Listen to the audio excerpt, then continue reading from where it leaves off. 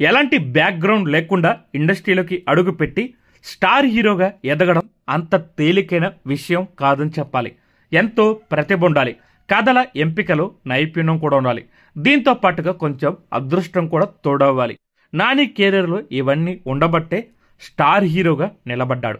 ఇండస్ట్రీలో నిలకడగా విజయాలు అందుకుంటూ సినిమాకి రేంజ్ పెంచుకుంటున్న హీరోగా నాని పేరే ముందు వరుసలో చెప్పుకోవాలి. 10 సంవత్సరాల కిందట భలే భలే మగాడివి సినిమాతో 50 కోట్ల వసూలు మార్కును అందుకుంటే అందరూ ఔరా అనుకున్నారు. కానీ ఇప్పుడు 100 కోట్ల వసూలు కూడా నానికి తేలికైపోయింది. 2 సంవత్సరాల కిందట దసరా సినిమాతో తొలిసారి అతను 100 కోట్ల మైలురాయి అందుకున్నాడు.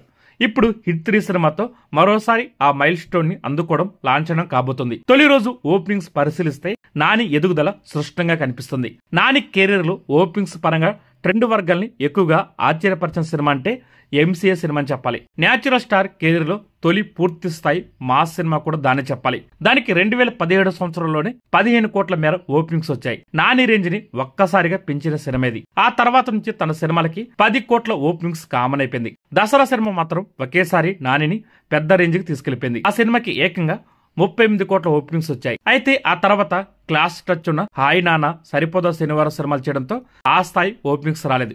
కానీ ఇప్పుడు హిట్ 3 సినిమాలో హీరోయిజం వేరే లెవెల్లో ఉండడం, మాస్ కి కనెక్ట్ కావడం, ప్రీ రిలీజ్ హైప్ పీక్ చేరుకోవడంతో ఓపెనింగ్స్ ఊహించిన స్థాయిలో వచ్చాయి. ఏకంగా 43 కోట్ల వసూలుతో సంచలనం రేపింది హిట్ 3 సినిమా.